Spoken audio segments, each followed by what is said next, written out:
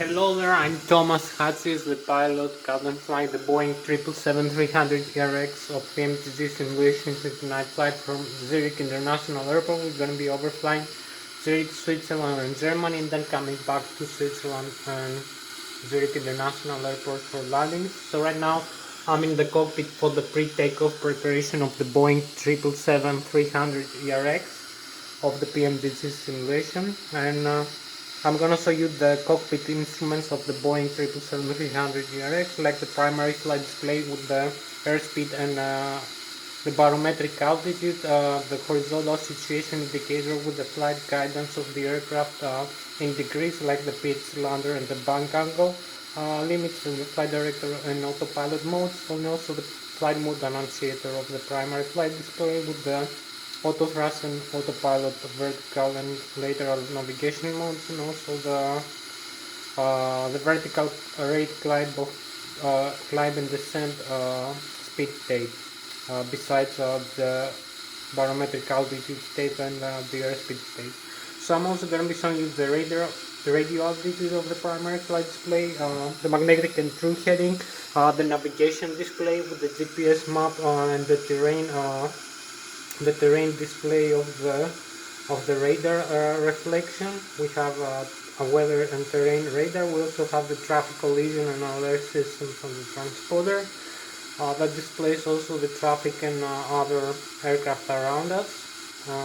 And also we have a display of the waypoints, the airports, the navets, the ADUs and the VORs, and other information like the flight plan and flight path of the aircraft, horizontal and vertical in the navigation display.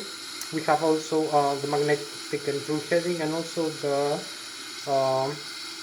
the ground speed and the airspeed and the wind airspeed directions. So the wind directions. So we also have the next waypoint distance. We also have other systems. As I said, we have like for inputting the flight plan into the navigation display, we have the flight management computer. I'm going to show you also how to use that.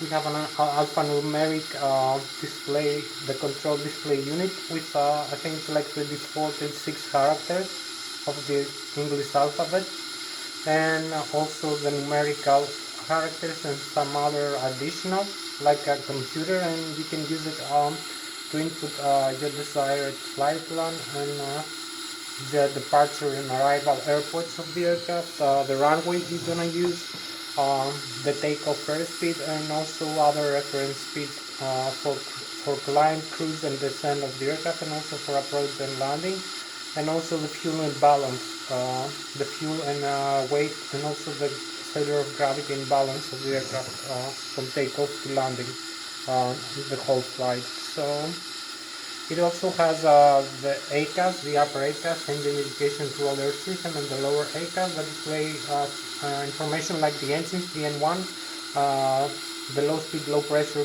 compression stage of the engine, the exhaust gas temperature, the N2, which is the high speed, high pressure compression stage of the turbofan turbojet engine of the aircraft, and the oil quantity, the oil pressure, the N2 stage vibration of the engine. We also have additional information like other systems, which also displayed on the overhead panel, like the FADEX. As I said, we have engine electronic engine control computer switches, and we have the FADEX, the full authority engine control computers that control the engines and the auto thrust and manages the aircraft thrust automatically or manually. So and all the parameters you see displayed in the engine indication cooler alert system, the upper and the lower engine indications. We also have, as I said, in the overhead panel other systems like the electrical, the left and the right engine, integrated drive generators, which produce alternate current about 75,000 kilovolts, 115 volts, 400 hertz frequency, CPS frequency, alternate current, three-phase, and also each one. And also we have the APU, the auxiliary power unit, which can be used for starting the engine. We also have backup generators for electrical alternate current. We also have the batteries. All these alternate current can be converted into direct current using the static inverters. If you remember the old Boeing aircraft and the Airbus, they still have these displays in the overhead panel, and you can use them. So we also have the batteries, which produce 38 volts, about 45 amperes direct current, which can also be converted into alternate current about 115 volts, again 400 hertz. I believe it's about 5,000 kilovolts from the batteries, using a static inverter, not a transformer rectifier like doing the inverse alternate current into direct current. So we also have the hydraulic generators, left and right engine, the C1 and C2 backup electrical generators for the flight control, which produce hydraulic fluid pressure for the flight control, and whatever else uses hydraulic pressure fluid. So we have things like the ailerons, the spoilers, the flaps, the rudder, the elevator, the stabilizer chain for pitching up and pitching down and balancing the aircraft in flight, and also the landing gear extender retract, the brakes of the landing gear, and also the nose wheel steering and the thrust reverse. This system is covered by the hydraulic fluid pressure. We also have the fuel system, the left and the right wing fuel tanks, and the center tank. We have primary and standby pumps, and also the cross-feed pumps. I'm going to show you how to use the system, which can be used for transferring from one wing tank into both engines using the cross-feed. In case we have only one pump working, or if we have fuel imbalance between the two wheels. So we also have other systems like, as I said, the electronic engine control computers. We have the auto start. We have the fuel dump. We can dump fuel inside. We have the anti-ice system. We also have the ADIL, the Air Data Inertial Reference Unit, which contains 3 GPS, the gyroscopic laser accelerometers, which calculates the gyroscopic precession, acceleration, and deceleration of the aircraft. And also we have lateral and vertical gyroscopic acceleration and deceleration. And also we have the barometric altitude using the pitot static and pitot anemometric. We have the pitot dynamic. We have barometric and anemometric data. We have the barometric altitude and the anemometric airspeed. And we also have the radio altitude. We have magnetic field heading. We have the angle of attack of the aircraft using the angle of attack indicator, and the airflow around the aircraft. We can calculate the aircraft angle of attack during flying. So this data transmission to primary flight display, navigation display, flight management computer, autopilot, and autothrust, flight directories, and the other systems maybe like the FADEX for the engine control. So we also have the cabin pressurization system. We have a manual and alternate, and we also have they didn't have quite a lot of time. So we also have a manual and automatic cabin pressurization system, which utilizes the outflow valves, and we have the manual standby, which utilizes the controllers, which can be moved manually for climb or descent of the aircraft cabin when climbing or descend the aircraft. So we can pressurize the aircraft. We can also select the landing altitude. We also have the left and right engine compressed air bleeds, and the APU bleed, and the external bleeds. We also have external electrical power. I forgot to mention that. so which can be used in case we have no much of electrical or pressurizer. So we can use the APU, the auxiliary power unit, to start up the engine. So I will start showing you all this system. We have about an hour and 10 minutes for this flight. Thank you very much for watching me again. I say I'm Thomas Hatsios, the pilot.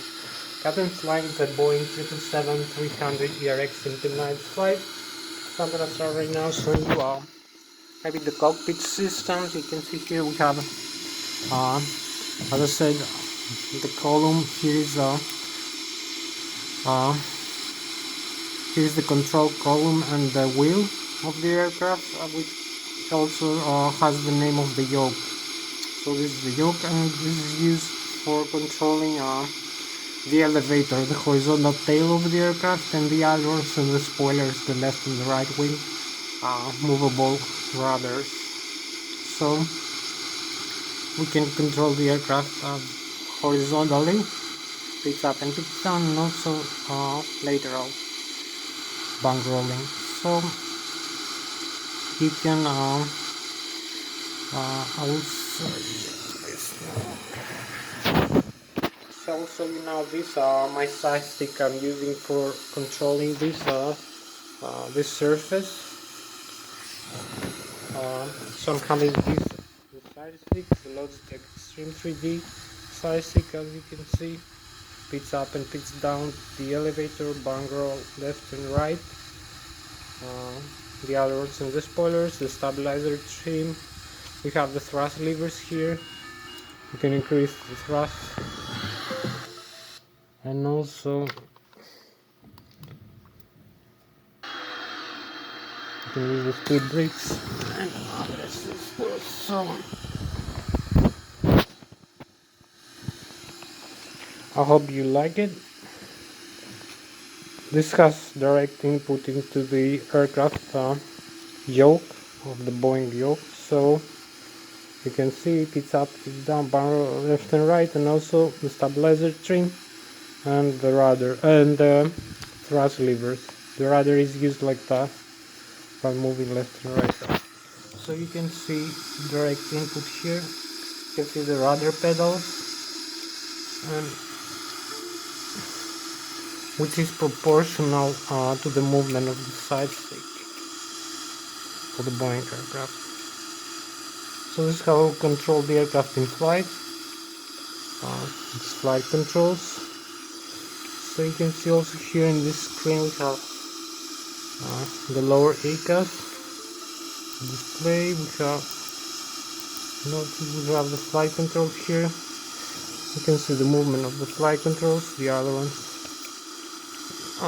the spoilers, and the elevator.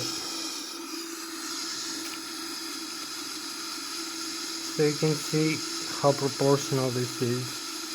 When moving around them, or when we extend the speed brake, you will see everything white here. Also, when we advance the thrust levers, the speed brake retracts automatically. You also have the parking brakes here. You can see the outside view again of the aircraft of the Boeing. You can see extending the speed brakes. I will try to make a very quick explanation of everything, because we have about an hour for this whole flight. So you can see when I move pitch up, pitch down, barn roll left and right, the rudder pedals also, and the thrust levers and the stabilizer trim position. So you can see the input here is proportional to the movement of the side stick, and the movement should be free. We should be having no hydraulic failure for this to work. This is also fly-by-wire aircraft, so you can see all the we have every axis movement, so vertical, horizontal, and longitudinal axis. So you can see also here the elevator, pitch up, pitch down, the rudder, You can see all the flight control surfaces. You can see the movement of the wings.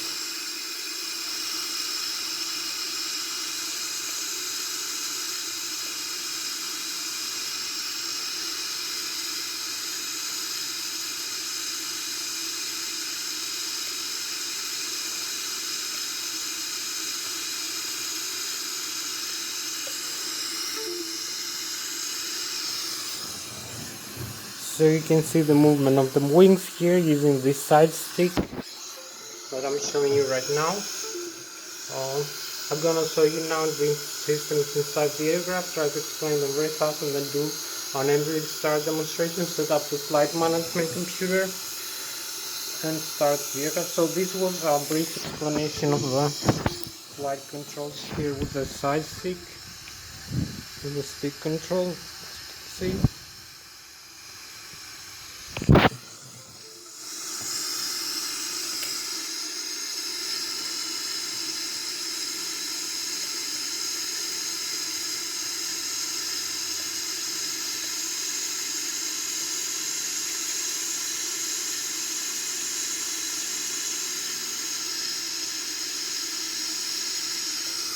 So extend the speed brakes again,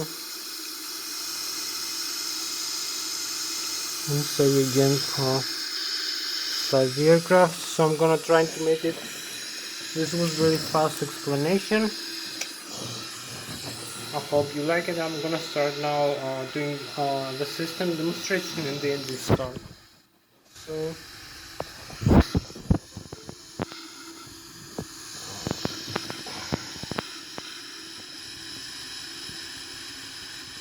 So we have about an hour.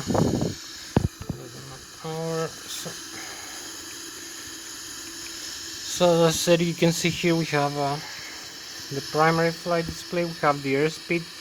We have the airspeed selected from the autopilot, displayed with magenta color, and also the altitude selected from the autopilot, also displayed with magenta. We have the airspeed indicator over here. We have the barometric altitude over here and the vertical rate of climb or descent over here displayed. We have the barometric altitude pressure. We have the magnetic through heading and the radio altimeter. And you can see also if we turn on the flight directors, we'll have these switches here. The flight director is on. You can see flight director with takeoff go around message here is selected, and we can change the airspeed if we wish, like if we want make it 250. You can see I'm moving this switch, and I change the airspeed to whatever value I want. So I'm gonna leave this like that. Maybe you can see this is also the pressable to change modes in flight. You also can select a different heading, like the runway heading. Here you can see I also can depress the switch. The switch is compressible, so as well as this switch over here. The airspeed is also depressible. And the altitude, we can select a higher altitude here. We can select the vertical speed here. We can select a descent. It's not good for takeoff, and also a climb. We also have the autopilot connect here, the vol localizer, the approach. You can see the hold switch for if we change this mode. We also have the heading hold. Now we have two modes, different modes. You can see the airspeed change for takeoff setting. We have the auto thrust arm here.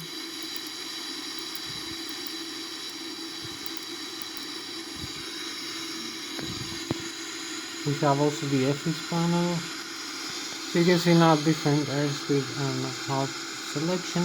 And also we can connect the autopilot here using this switch. The autopilot is now connected. can see the AP here, heading and altitude. Now we'll disengage the autopilot using this switch here. You can see the message here, the autopilot disconnect. We have this warning here, and the modified director again. So we also have other modes. I will be showing you here. We have the engine mode. So I will try to show you very quickly. You can see here we have the airports around us. We have the terrain. We have you can see the radar scan here. We have the traffic, other aircraft flying around us. We will create a flight path. So you can see the Switzerland, Germany, maybe France over here, down here, and Austria in the other way, and Italy. So we will see it later. So we have all the displays here. You can see if I move this thrust lever forward, the parking brake, the speed brake actually retracts automatically for takeoff. We don't need this for takeoff, and also when the aircraft in touchdown and we want to go around, and we have the speed brakes extended, this should retract automatically. And this also happens in flight. So sometimes, not always. So you can see the N1 here, which is the low speed, low pressure compressor stage of the engine. The exhaust gas temperature, you can see the flaps position, the doors, you can see the duct pressure from the engine. If I increase the engine thrust, you will see the duct pressure here increasing. This is from the bleed. You will see it going higher, like 40 psi. You can see the cabin pressurization system, which is connected to the duct pressure from the engines. You can see the fuel on board here, some information. In the ACAS, the upper ACAS, we have the Boeing 777 mark here. We have the N2, which is the high-speed, high-pressure compressor stage of the turbofan turbojet engine. The fuel flow per engine per hour, 1,000 kilograms. Fuel pressure, the oil temperature or quantity, vibration from the engines. You can see the alphanumeric input here for the flight management computer.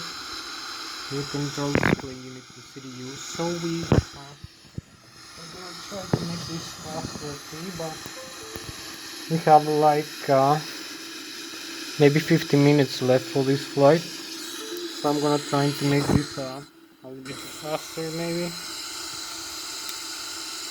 Less explanations, so but it's nice to show everything inside the aircraft. So you can see here we have the overhead panel, we have the left and the right engine generators, and the flow from the electrical lines, and the conductors, which are automatic. And we also have the backup generators. We have the batteries, the APU battery. We have the external power on the left and right bus tie contactor. Some other systems, you can see we have the flight control computers and the ADIR, the Air Data Inertial Reference Unit. I'm gonna show you other systems here. You can see the hydraulics here. You can move the switches, you can turn them off if you wish. Turn on again. I don't know. So this is the hydraulic left and right engine, and the C1, C2. We have the fuel pump. We have some lighting at the eyes, cabin pressurization, and engine bleed pressurized air. We have the auto start system for the engine. Here we have the fuel dump. We have the fuel tanks and pumps here, left and right wing and center, and the crossfeed. And we also have electronic engine control computers and the auto start. So you can see the pressurized air panel on the cabin pressurization. So this is some systems of the overhead, so some systems of the autopilot. I have some additional systems here. I'll show you. here's the thrust reverse. I can engage. You can see the speed brakes extend when I move the thrust reverse. We also have the reverse here displayed in the aircraft, the upper aircraft, and the blocker doors are open. This is to slow down the aircraft in rejected takeoff or in landing. So you can see the blocker doors go in again. We close the reverse, we open it again. Maybe we don't need that. So we go back in the cockpit. You can see the landing gear here, some other systems I will explain another time. So here is the radio communication panel. Here is the auto trim disconnect switches, electric trim disconnect for the autopilot and auto trim system. For the stabilizer, horizontal stabilizer of the aircraft, you can see the trim degrees here. I will show you some other systems. Here's the radio communication panel of the aircraft. You can see the fire extinguishers for the engine.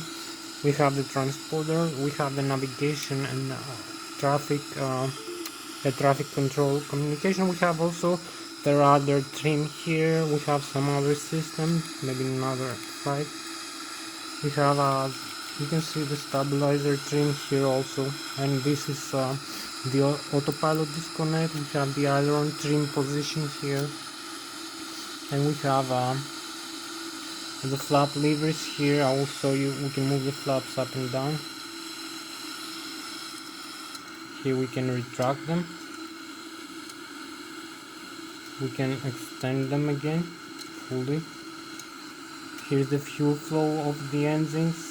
So this is the thrust levers, the thrust reverse, the takeoff go around button, the stabilizer trim, alternate switch instead of using the yoke, and this is the auto thrust disconnect, not the autopilot. So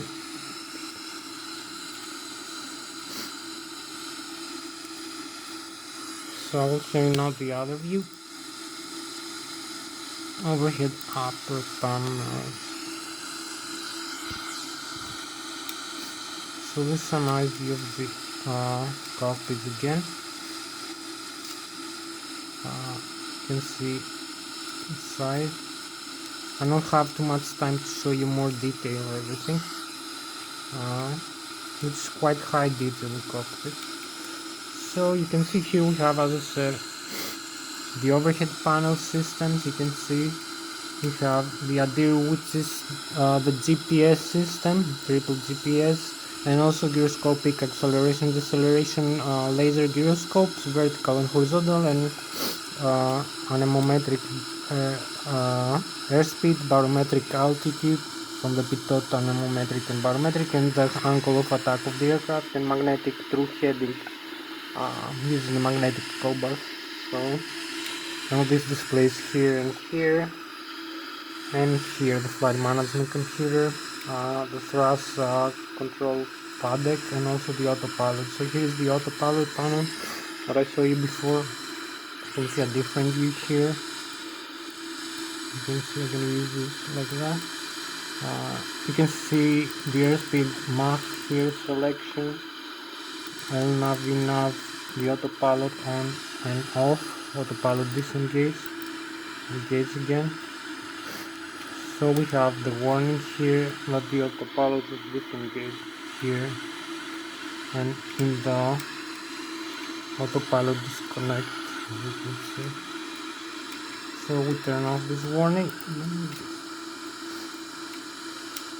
So this is the autopilot disconnect. This is the heading hold.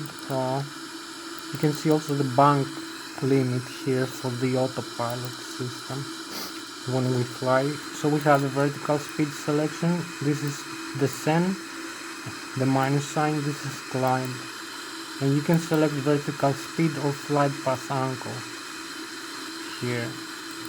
So this is the minus angle using for descent or for climb instead of vertical speed rate. This is the altitude here. Select. We can select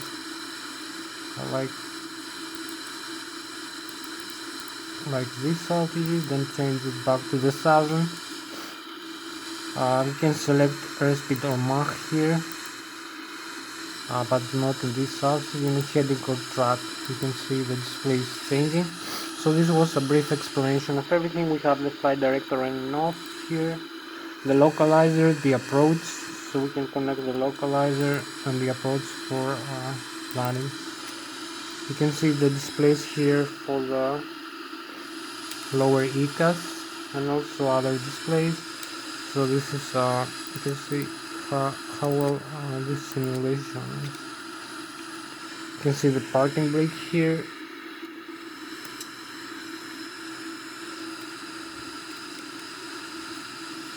The fire extinguishers. We have the communication panel and the transporter. So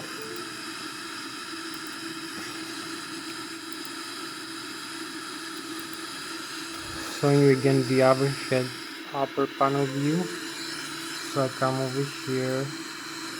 You will see I show you other systems. We have the left and the right wing engine controllers. We have like almost like 30 minutes left, so we leave the IDGs like that because we disconnect them in flight. They will need maintenance then to connect them, so we can disconnect like that. You will see the reconfiguration we have. We lost some alternate current now from the engine.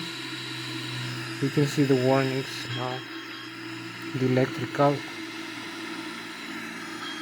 Now we have to reconnect. We have only direct current, so we reconnect here these two switches, and we have alternate current again, and it's gonna come back after a few seconds. Maybe we need to make this the adero. We need to disconnect this now because it's not reconnected in the display. So we turn off this, reconnect, and go back to the virtual cockpit. So we need to align now the gyroscope of the aircraft using the GPS position. So you can see many FMC, the Boeing aircraft position initialized. We use this set initial position.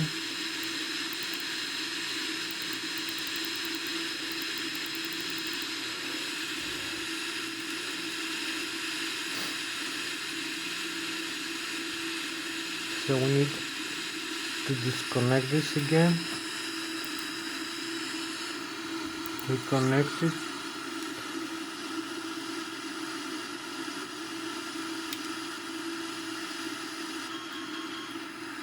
set initial position,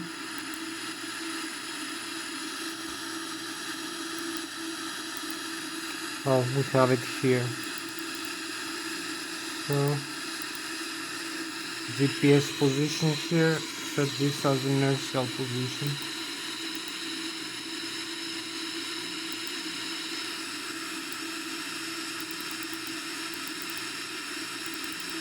We need first Lszh, the reference airport, perhaps, and the set the GPS position. It took maybe a minute.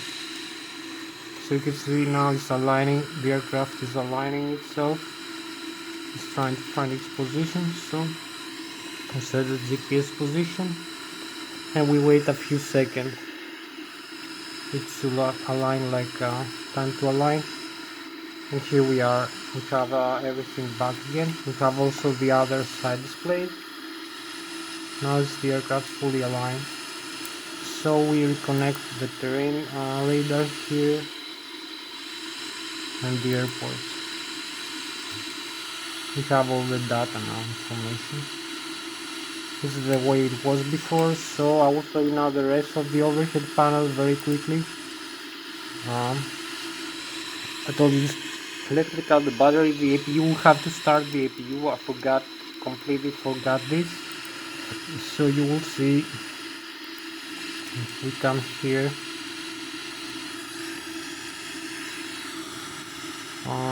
menu.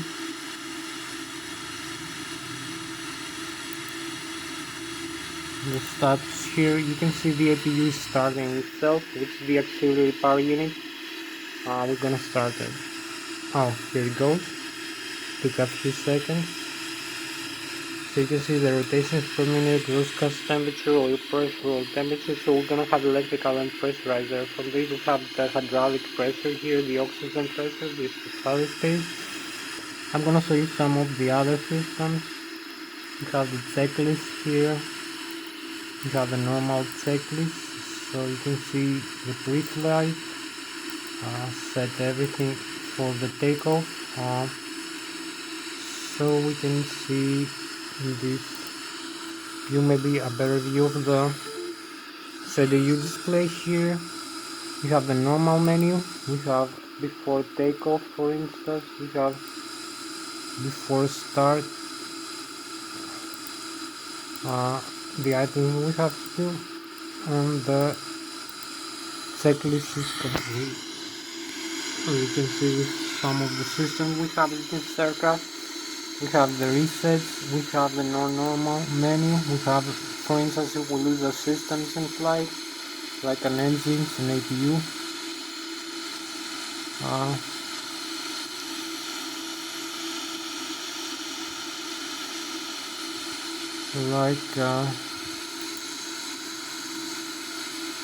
If we lose left engine, for instance, what we have to do, it tells you, thrust is lost on both engines, no.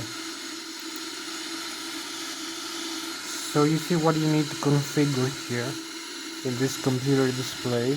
You can see the items. We have 1, 2, restart is needed, yes. So if there is no one rotation and no unattempted abnormal airframe, so monitor exhaust gas temperature during start. Engine may be accelerated to idle very slowly. So this is some items we need to do if we lose the left engine in flight. Slow acceleration may be interrupted slowly.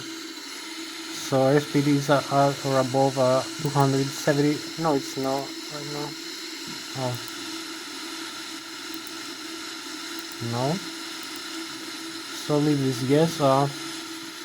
What you need to do, left fuel control switch run. This one on normal condition. Let's start. So you can see you can see all the items you need to do for restarting. We have both engines then running again. Yes, plan to land in the nearest airport. And this is the item we need to do. This is a very useful computer.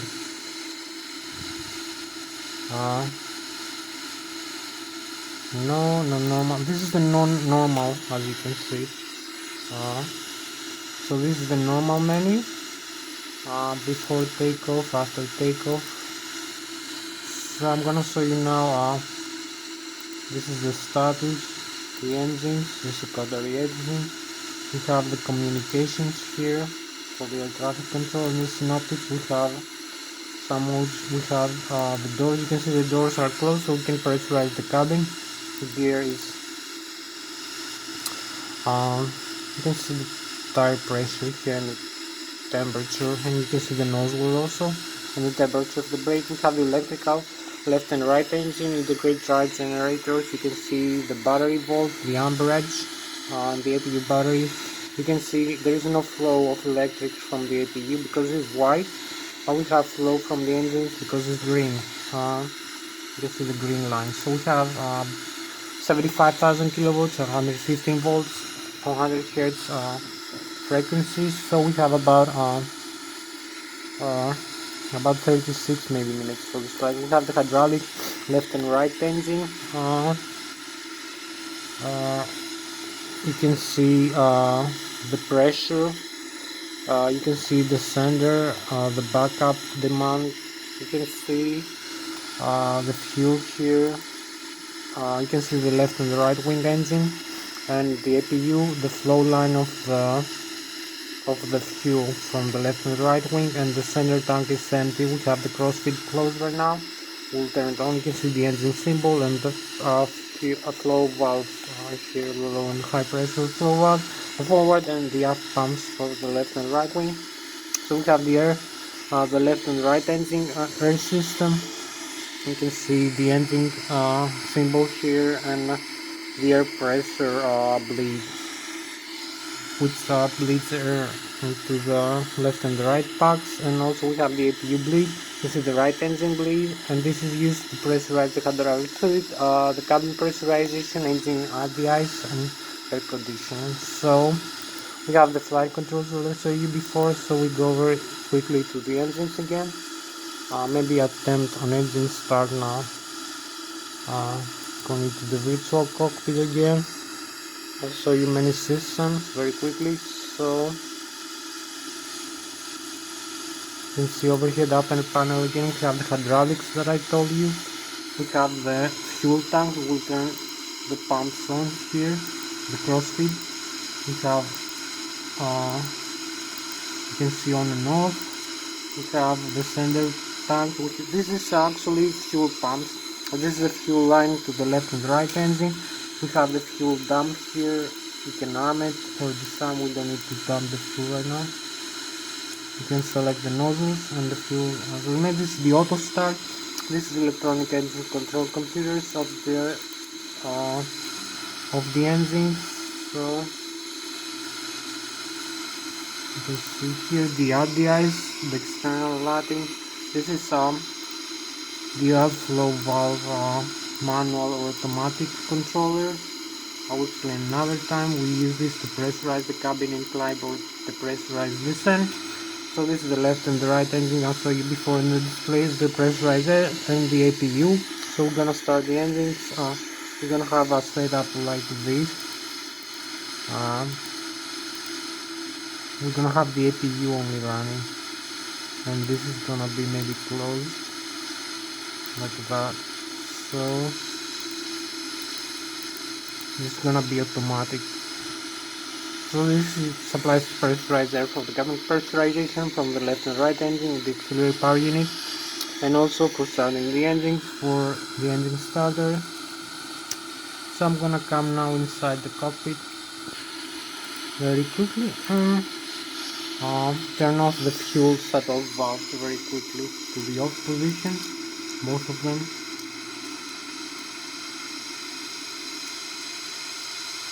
You will see both engines going out quite quickly. You can see the temperature decrease here and the N1, and also the N2 decrease, which is useful, and the fuel flow to be zero. But turn off all the fuel valves. So this is an outside view again. Now it's almost night. We have about 36 minutes for this flight. So we need to restart very quickly and set up the flight management computer very quickly also. So you can see the engine here slow down. So now we have no engines running. Both of them are off. The left and right engine off.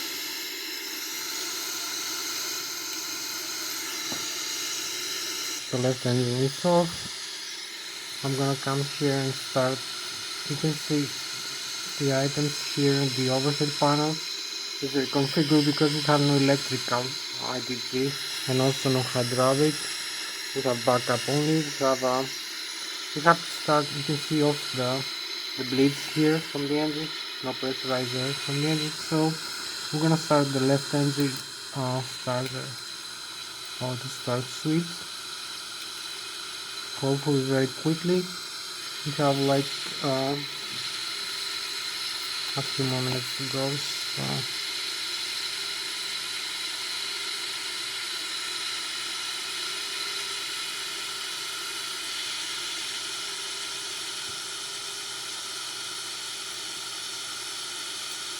So you can see this is increasing. We have the N2 increase here. I'll show you.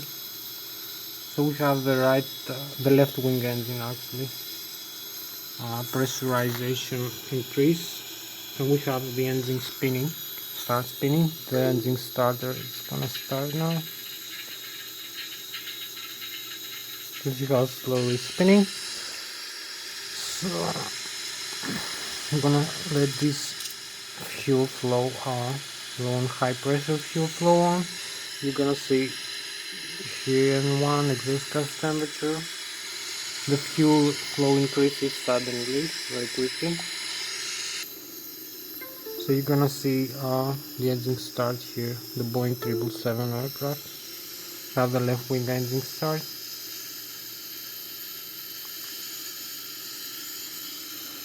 You can see the spinner of the turbofan engine. So we're gonna start like that the other side engine very quickly. I don't know much time to lose. We have about 32 minutes left for this flight, so we need to start up everything very quickly. You can see the N2 here increasing for the right wing engine, and also the N1 and the exhaust gas temperature. You can see the difference. Actually, you can see fuel flow is 0 right now. So if I come here outside, you will see again the right wing engine now is starting. The left wing engine is start. You can see the wings of the aircraft, the engines installed. So here we go here. I'm gonna show you the other side.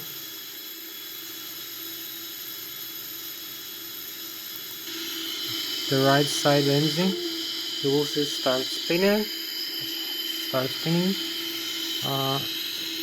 So this is the front turbofan stage. So we start the fuel flow for the right wing engine very quickly, and you're gonna see the fuel flow from 0 going to 500 kilograms per hour for this engine. Also have the N2 increase. Inside you will see the engine spinner. Here we have it, and the right wing engine is on. So we go on this side again very quickly and start. We have the flap levers here in this position. Set them higher at 15 degrees for takeoff.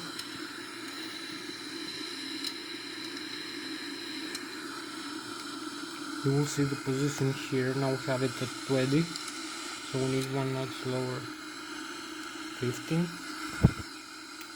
So set up everything very quickly here.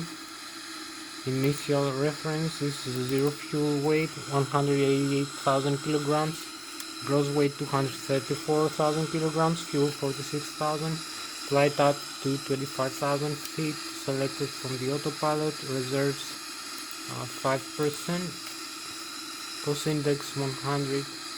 Have some other information. Not much time to explain everything. The center of gravity in cruise and the minimum fuel temperature. So we have the route here, origin and destination, and the runway. So we'll do this very quickly. Let's V8, then back to Lszh.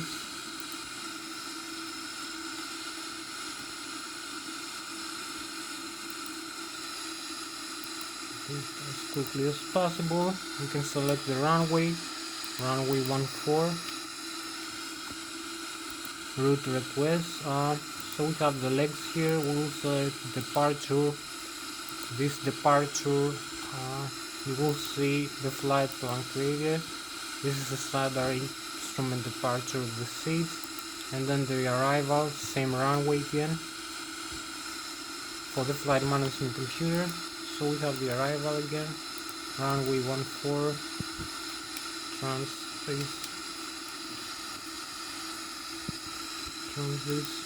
here, Negri 1 Alpha and Transsummit. So you will see the flight plan here being created. We have all the modes ready, and we have we're gonna have now the legs activate. We need to cancel the discontinuity and activate it. We press the execute after the activate, and the flight plan is ready. so we're gonna have it displayed with magenta. We use the flaps for takeoff, 15 degrees. The center of gravity is gonna be automatic, and we have the reference takeoff and V1, V rotate, and V2 speeds. The gross weight, center of gravity 26%. With trim position for the tail of the aircraft at 4 degrees. It's set already automatically, so we just move into the runway for takeoff. We use the higher airspeed here, so we disconnect the parking brakes and use the tiller here to move around. Disconnect the parking brake here, use the thrust levers, a bit of thrust.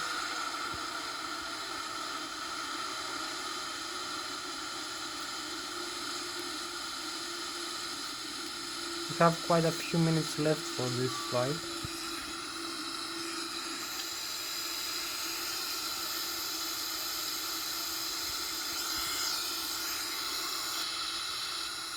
I lost some time explaining things, so we increase the thrust again. We have no traffic in the runway.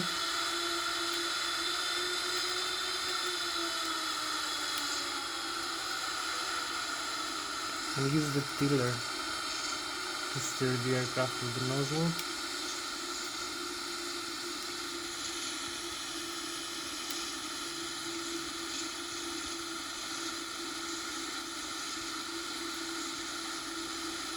So everything is set correctly. We advance the thrust levers to take off go around position and go.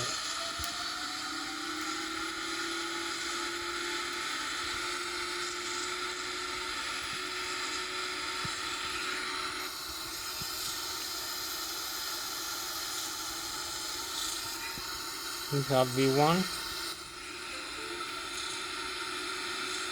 V rotate and V2. That's a little bit.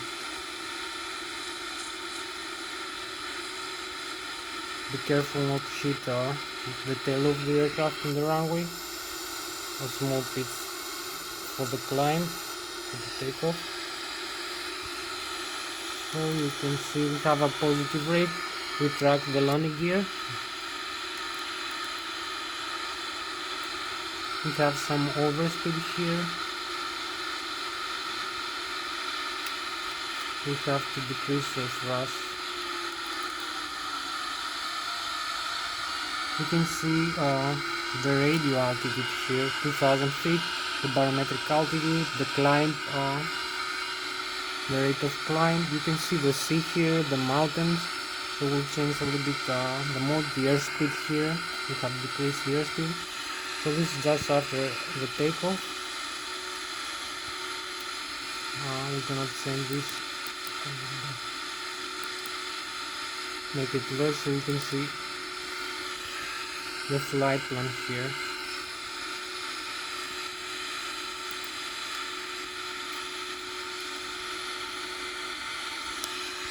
So this is past the takeoff.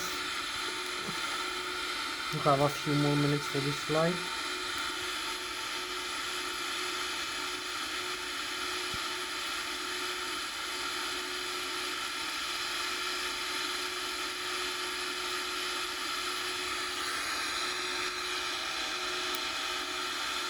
We need to select a higher altitude here.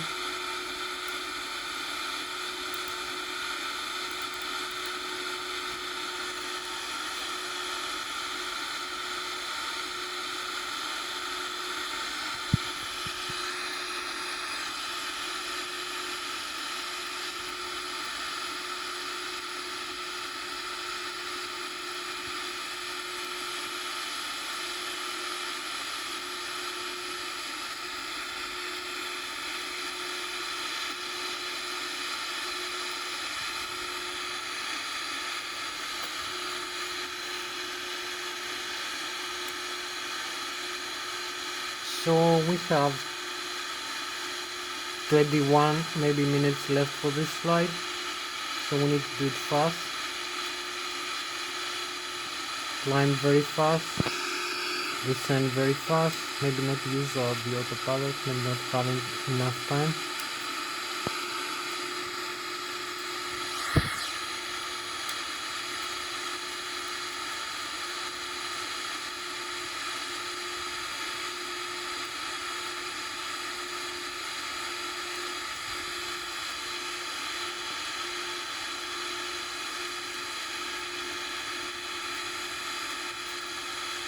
So we have about 20 minutes for this flight. You can see the Boeing 777 on outside view. Maybe not much time for flying like the other time.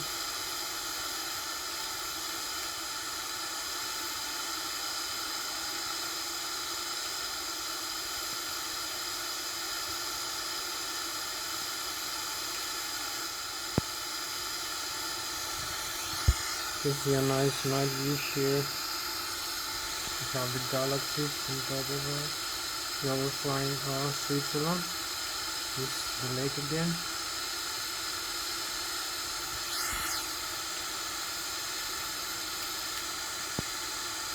So we need only a few seconds to reach 25,000 feet. We have a very powerful rate of climb with this aircraft.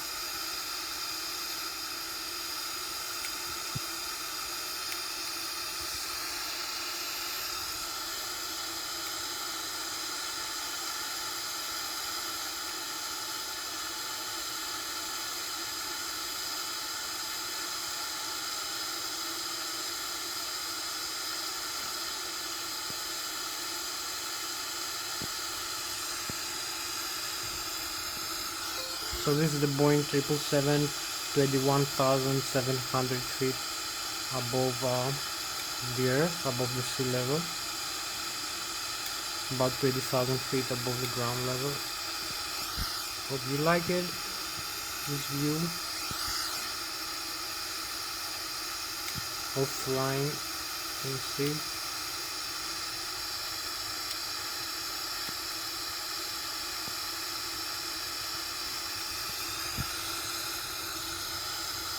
And also here with the engines in front view. So we have the chemtrails now. We just reached 23,000 feet, and we have chemtrails and control. So we have just 18 minutes left for this flight, so we need to climb back into the airport very quickly, not much time. So here we have quite a lot of chemtrails right now. 34,600 feet.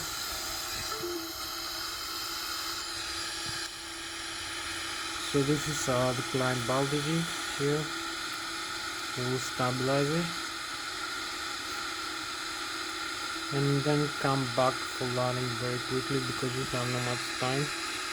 We usually have like 7 or 8 minutes more for this flight.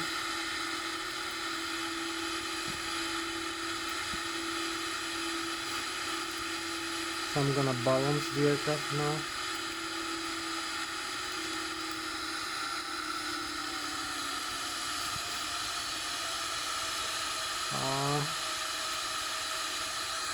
We have 19, we have 17 minutes left, so we connect this.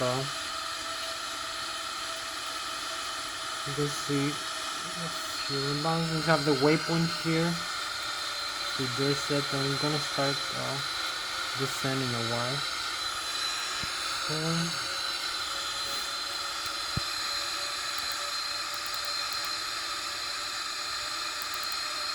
So we have the legs. We have to use this leg as the next waypoint.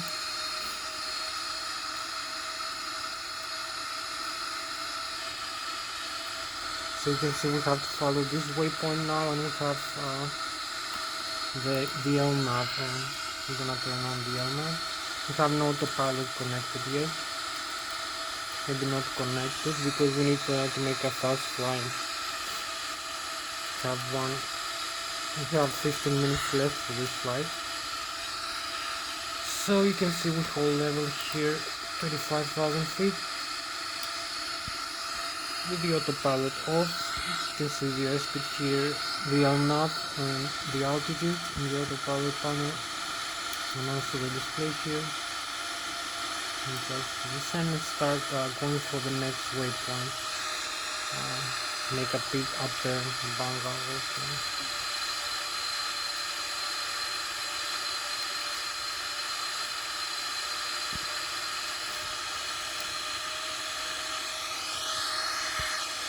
So we have 15 minutes left for this flight. We need to make it very fast, everything. We are closer into the airport now. So maybe we're gonna save 3 minutes for this flight. Make the turn here.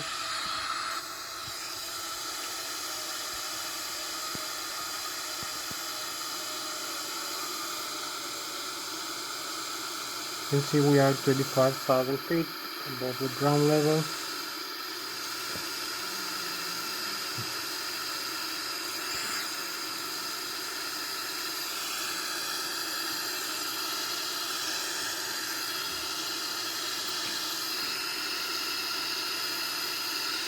We have like 14 minutes left. So we have this nice view of the Boeing 777 here flying, holding level about 35,000 feet.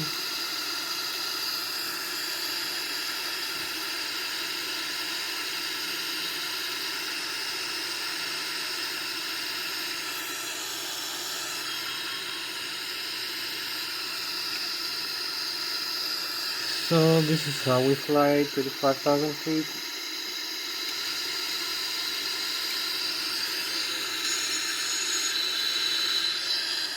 Now going back into the airport.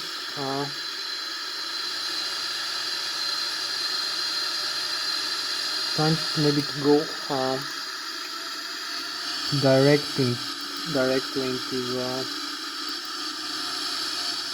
C114. So we're gonna fly direct into the airport with just 46 nautical miles. So we're gonna start descending a while, increase the airspeed a little bit, and retract all the flaps here into the higher position for increasing the airspeed.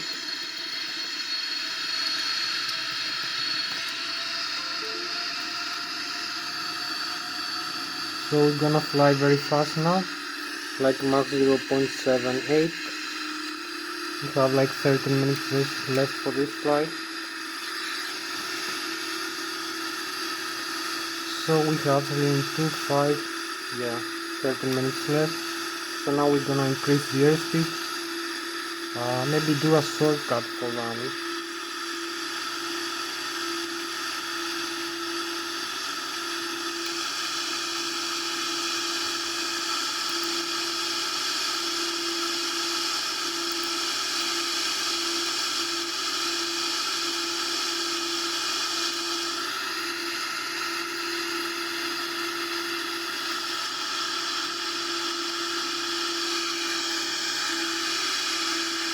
You can see the airspeed is 0.7 Mach right now. We're trying to hold level, maybe use the autopilot now for this.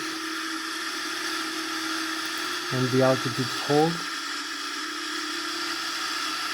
So we have the autopilot connected, now we descend.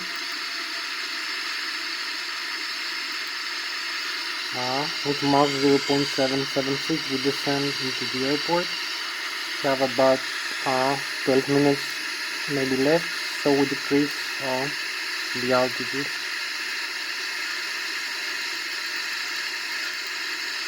Down into the altitude we need to descend here, 6,000 feet. The airspeed, maybe we decrease the airspeed a little bit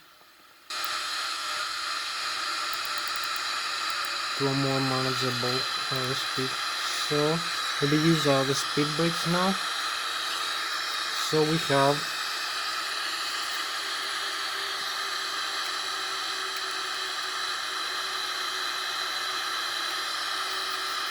11 minutes left for this flight. We descend quite slowly right now. need to increase the rate of descent.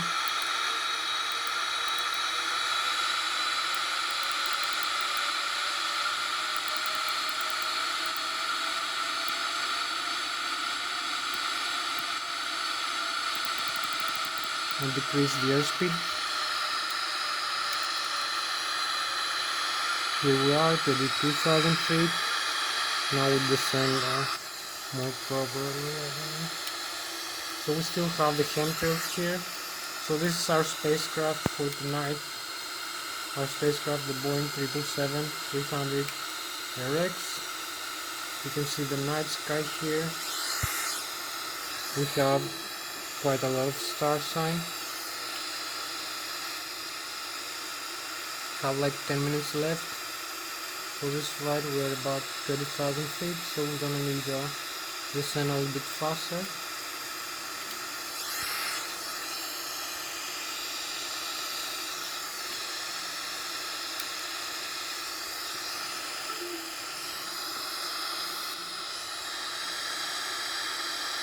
(19,000 feet, 18 nautical miles). So we have 6 and 2, 8 minutes, 10 minutes left for this flight. 18, yeah, 2 and 7, 8, 9. We have 9 minutes left. We are 18,000 feet, Mach 0.64. Or you can see the modes here, the airspeed selected. Now we have to decrease the airspeed. So maybe use the speed brake, and we have already done the speed brake. Maybe use the landing gear now. Slow down a little bit. So we're gonna use a couple more things, like the approach airspeed here, and the flap setting for approach and the approach reference. So we have the legs again here, 30 nautical miles, 5 and 8, and the runway. You can see the runway here. We are a little bit higher now, so maybe we need to decrease the airspeed. We have like 8 minutes left for this flight. We are in a good position for landing actually.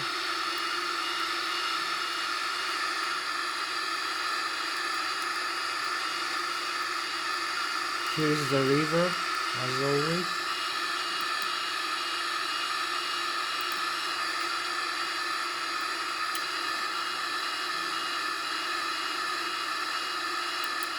Use the landing lights, I'm not sure.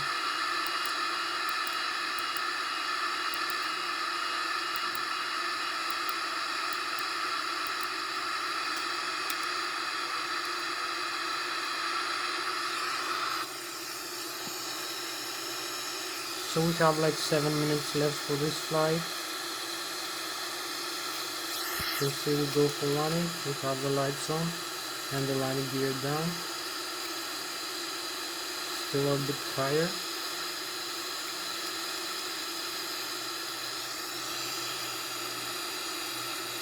Now we're gonna manage this landing maybe manually. So 10,000 feet, like disengage maybe the autopilot here. Use maybe the vol localizer here mode for the approach.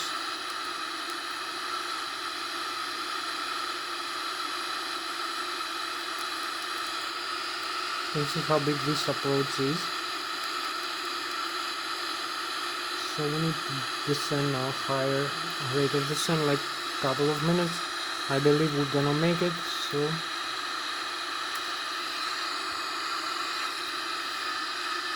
we have like 6 or 7 minutes left to go.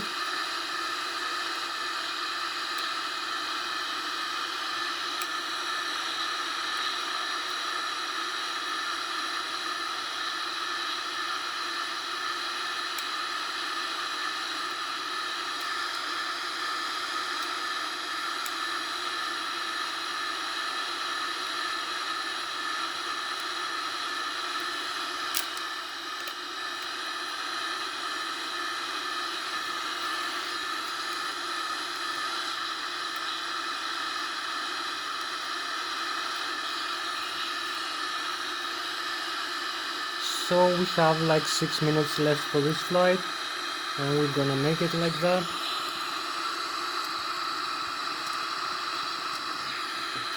Flaps to full. We need to slow down. We have the river here, so we're gonna make some fighter jet maneuvers in order to slow down.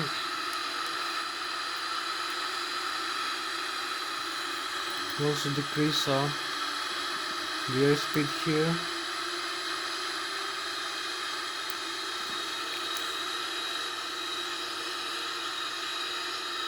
Close the mountain again. You can see the mountain.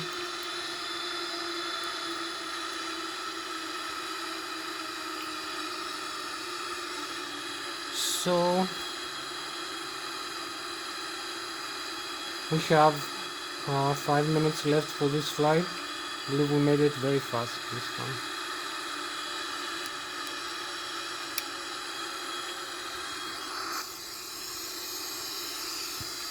So you can see where we are right now as we approach into the runway.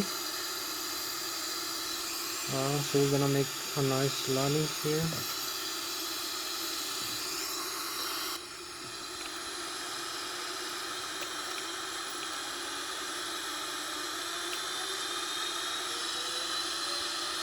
You can also see the Lszh localizer. You can see the glide slope, the vertical glide slope, and the Lszh here. You can see the terrain here, the airport. You can see quite a lot of information. The runway.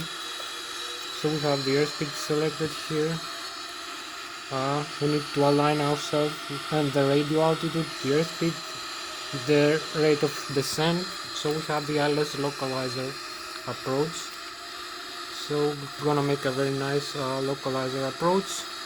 We have like 4 minutes left for this flight, and we are in a very nice position. Let's see.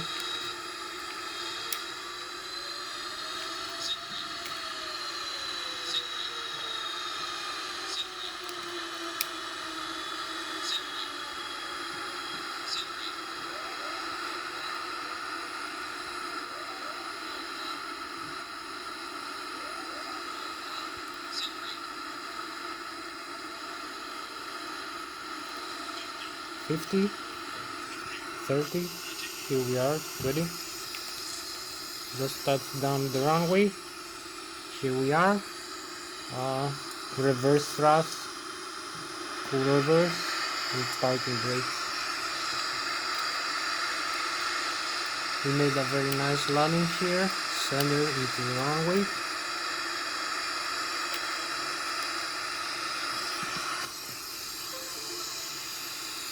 So here we are, we slowed down. We just landed this beautiful aircraft into the runway. We have like 3 more minutes, I believe, for this video to end. 2 more minutes and a half. So you can see what we have here is the nose wheel and the landing gear is safe. There is no damage from this landing. You can see both landing gears. They're normal. There is no tire blown. So you can see the reverse thrust here.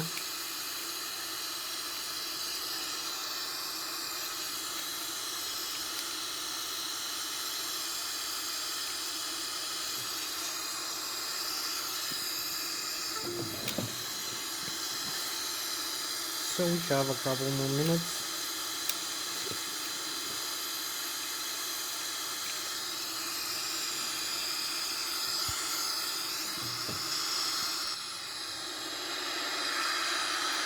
You can see this is the takeoff go around mode arm.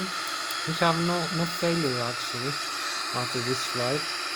Everything is normal. You can see also this how the cockpit looks like. I forgot to show you. Like that. It's a night mode on.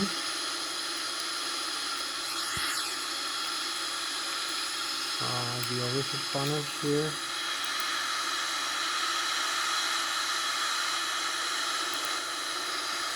We have also this view here, the Boeing 777. I'm gonna come here.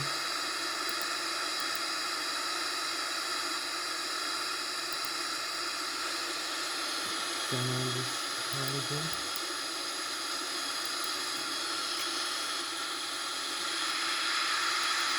You can see the thrust reverse here. We have engaged. We disengage it now. We don't need thrust reverse. We have about a minute left. You can see there is no failure actually.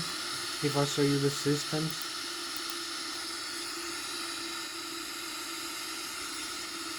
you can see the displays, the checklist. There is fuel pump center and right. There is no failure right now. So we have we have this from before, from the checklist. So the synoptics. There is no actual failure. It's left over from before, from the